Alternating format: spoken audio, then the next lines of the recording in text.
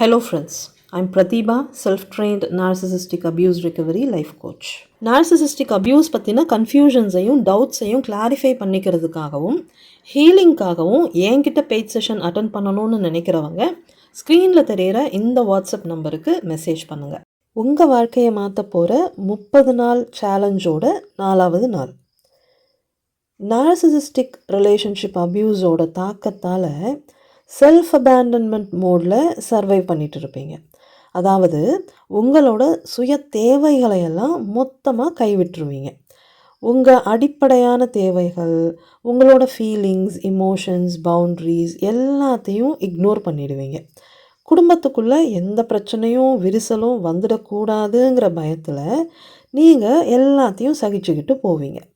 ஏன்னா நீங்கள் உங்களை பற்றி யோசித்து உங்கள் ஃபீலிங்ஸை பற்றியும் இமோஷன்ஸை பற்றியும் பேசும்போதெல்லாம் நீங்கள் ரொம்ப சுயநலவாதியாக இருக்கீங்கன்னு சொல்லி நார்சிசிஸ்ட் உங்களை அட்டாக் பண்ணுவாங்க.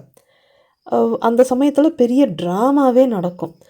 ஏன்னா நார்சிசிஸ்ட்டை பொறுத்த வரைக்கும் உங்கள் கவனம் மொத்தமும் அவங்க மேலே மட்டும்தான் இருக்கணும். அப்போ தான் அவங்களால உங்களை கண்ட்ரோல் பண்ண முடியும். ஸோ நார்சிசிஸ்ட்டுக்கு உங்கள் மேலே இருக்கிற இந்த கண்ட்ரோலை உடைக்கிறதுக்காகவும் நீங்கள் சர்வைவல் மோட்லேருந்து வெளியே வர்றதுக்காகவும் இன்னையிலேருந்து நச்சுகளுக்கு கொஞ்சம் கூட பிடிக்காத ஒரு விஷயத்தை ஃபோக்கஸ் பண்ண போகிறீங்க. அதுதான் செல்ஃப் ரெஸ்பெக்ட். இனிமே உங்களோட சுயமரியாதையை சார்ந்து நீங்கள் எல்லா முடிவுகளையும் எடுக்கணும். உங்களுக்கு பிடிக்காத விஷயத்துக்கு எந்த குற்ற உணர்ச்சியும் இல்லாமல் நோ சொல்லுங்கள். உங்களுக்கு பிடிச்ச விஷயத்துக்கு எந்த ஒரு தயக்கமும் இல்லாமல் பயமும் இல்லாமல் எஸ் சொல்லுங்கள்.